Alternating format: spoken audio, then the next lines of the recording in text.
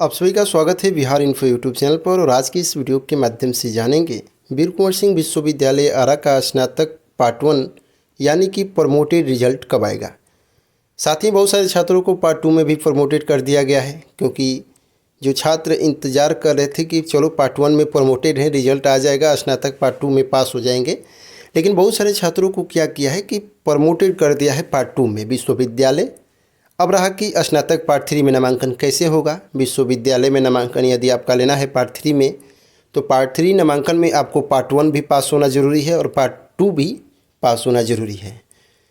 अब रहा कि पार्ट 3 में नामांकन तो रुक गया, क्योंकि पार्ट 1 का रिजल्ट क्लियर नहीं है या पार्ट 2 का रिजल्ट क्लियर नहीं है।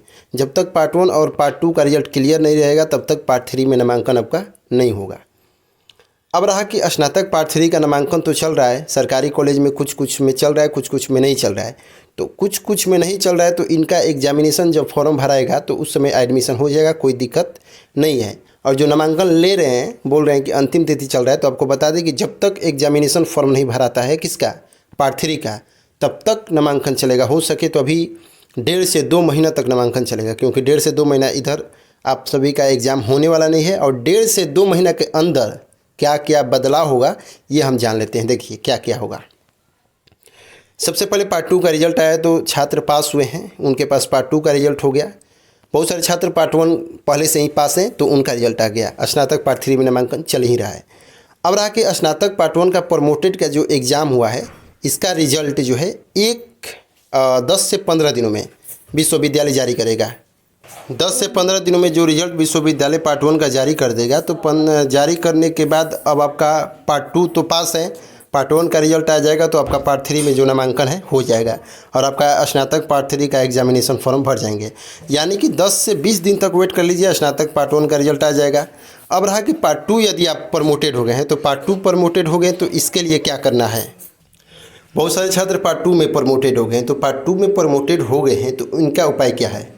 सबसे पहले आपको हम बता देते हैं कि पार्ट 1 का जैसे स्पेशल फॉर्म भराया गया था, पार्ट 1 का प्रमोटेड का स्पेशल फॉर्म भराया था, तो स्पेशल रिजल्ट आएगा, क्योंकि स्पेशल एग्जामिनेशन फॉर्म पार्ट 1 का भराया था तो स्पेशल रिजल्ट आएगा।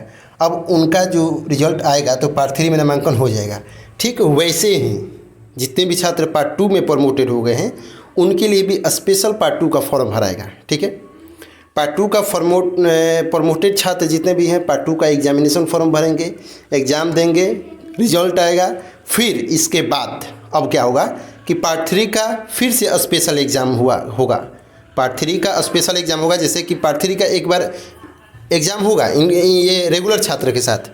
अब रेगुलर छात्र के साथ फिर क्या होगा कि पार्ट 3 का जैसे पार्ट 1 का प्रमोटेड का स्पेशल एग्ज़ाम हुआ है, अब 1-2 महीना में प्रमोटेड का स्पेशल एग्ज़ाम होगा पार्ट 2 का। इसके बाद पार्ट 3 का एग्ज़ाम होगा स्पेशल।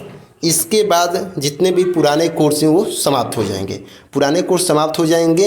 इसके बाद आप देख रहे हैं कि 4 वर्षीय कोर्स चल रहा है। 4 वर्षीय कोर्स में जो अपडेट है आप लोगों को बिहार इन्फो यूट्यूब चैनल पे हम देते रहते हैं। अब ये जो कोर्स है स्पेशल पार्ट 2 का एग्जामिनेशन फॉर्म भराएगा तो आप लोग भरिएगा। इसमें अब छात्रों को लेट होगा, जितने भी पार्ट 2 में प्रमोटेड हुए हैं उनको भी अब 1 साल वेट करना पड़ेगा। 1 साल नहीं, 5 से 6 महीना वेट करना पड़ेगा। हो सके तो विश्वविद्यालय पार्ट 3 का एग्जामिनेशन फॉर्म लेट करके, इसका एग्जामिनेशन फॉर्म लेट करके पार्ट 2 का भी स्पेशल फॉर्म भरवा देता है और पार्ट 2 का रिजल्ट दे देता है। हालांकि समय हो सकता है, क्योंकि इसका फॉर्म भरवाएगा, पार्ट 2 का एग्ज़ाम लेगा, फिर रिजल्ट जारी करेगा, तब हो सके तो पार्ट 3 का तो ये सेशन लेट हो जाएगा। ऐसा तो करेगा नहीं विश्वविद्यालय। तब तक पार्ट 1 का रिजल्ट 10-15 दिनों में आ जाएगा। आप लोग स्नातक पार्ट 3 का फॉर्म भरिएगा। कोई दिक्कत होता है तो आप कमेंट कीजिए, फिर हम जवाब देते रहते हैं।